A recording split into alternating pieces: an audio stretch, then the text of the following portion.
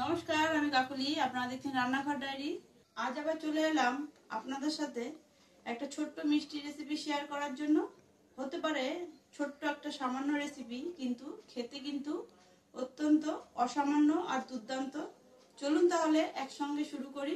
প্রথম থেকে শেষ পর্যন্ত ভিডিওটি দেখার কিন্তু অনুরোধ রইল। চলুন তাহলে শুরু করি। কি সেই মিষ্টি? অবশ্যই কিন্তু আপনারা সবাই চেনেন, সবাই জানেন। আর যে মিষ্টি রেসিপিটি তৈরি করব তাতে কিন্তু ছানা অবশ্যই লাগবে। মিষ্টি মানে কিন্তু দুধ, ছানা আরো অনেক কিছু। চলুন তাহলে আজকে ছানা দিয়ে মিষ্টিটি তৈরি করি। দুধ কেটে কিন্তু ছানাটা আমি করে রেখেছি, দেখুন ঠান্ডা করে নিয়েছি। কারণ দুধ কেটে ছানা করার ভিডিও আমার চ্যানেলে আগের থেকেই আছে, তাই নতুন করে আর দেখালাম না। এবার ছানাটা ভালোভাবে ঠান্ডা হয়ে গেছে। ছানাটাকে এবার অর্ধেক করে নিচ্ছি, দুভাগে ভাগ করে নেব। ছানা কিন্তু আমি দুভাগে ভাগ করে নিয়েছি। একটা ভাগ আমি চিনি দিয়ে মেখে রাখবো। দিয়ে দিচ্ছি এখানে 2 চামচ মতো চিনি আছে, ছোট চামচে, সেটাই।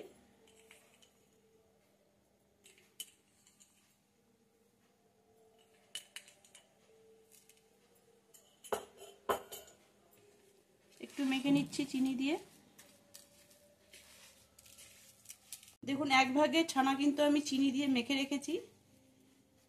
এইভাবে কিন্তু রেখে দেব। আর যে ভাগটা চিনি দিয়ে মাখিনি, এটা আমি কড়াতে নেড়ে নেব।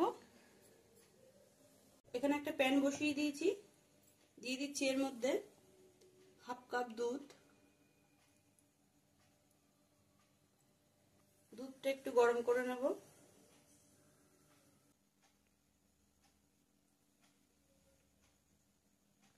দুধ কিন্তু গরম হয়ে গেছে, দেখুন। এবার দিয়ে দিচ্ছি যে ছানাটা আমি রেখে দিয়েছিলাম, সেই ছানাটা।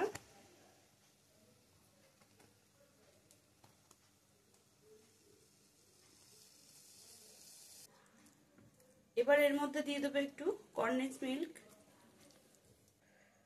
দিয়ে দিচ্ছি কনডেন্স মিল্ক।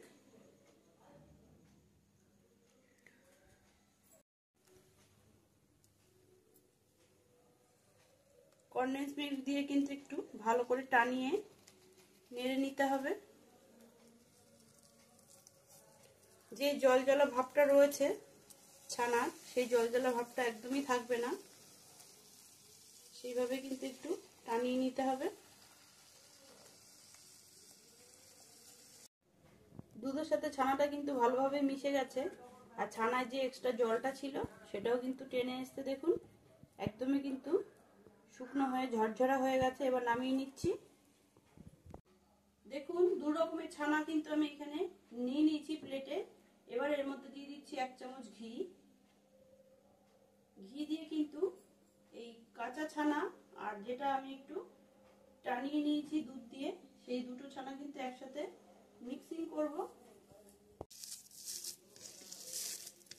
এইভাবে কিন্তু খুব ভালোভাবে করে মেখে নিতে হবে। 2 রকমের ছানা কিন্তু খুব ভালোভাবে মেখে নিয়েছি। এবার এর থেকে ছোট ছোট করে মিষ্টি তৈরি করে নেব। আশা করছি এই পর্যন্ত দেখে আপনারা বুঝতে পেরেছেন ঠিক কি মিষ্টি আমি তৈরি করছি।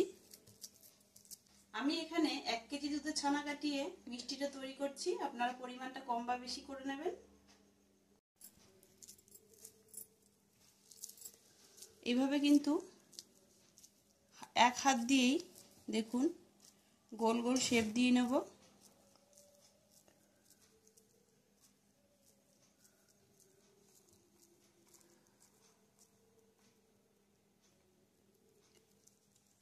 এভাবে হাতে কিন্তু নাড়ালেই একদম গাগুলো প্লেন হয়ে যাবে, দেখুন।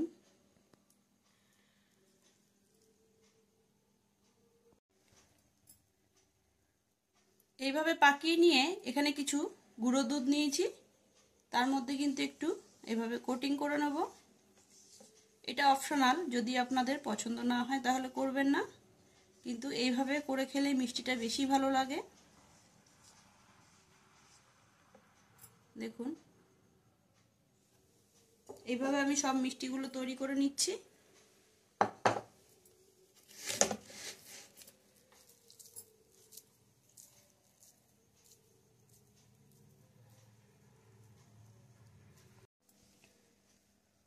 সবগুলো মিষ্টি কিন্তু আমার তৈরি করা হয়ে গেছে, দেখুন। একদম পারফেক্টভাবে তৈরি হয়েছে। এই কাঁচাগোল্লা মিষ্টিটি আশা করছি একবার হলেও কিন্তু ট্রাই করবেন, ভালো লাগবে। দোকানের থেকে কিন্তু আর কিনে খেতে ইচ্ছে করবে না। আর একটা কথা, আপনারা চাইলে অর্ধেক ছানা যে আমি টেলে নিয়েছি কড়াতে, সেটা না করে একবারেই কিন্তু শুধু কাঁচা ছানা দিয়েও করতে পারেন। সেক্ষেত্রে টেস্টটা একটু অন্যরকম আসবে, কিন্তু এভাবে যদি করেন তাহলে টেস্টটা কিন্তু একদম পারফেক্ট আসবে।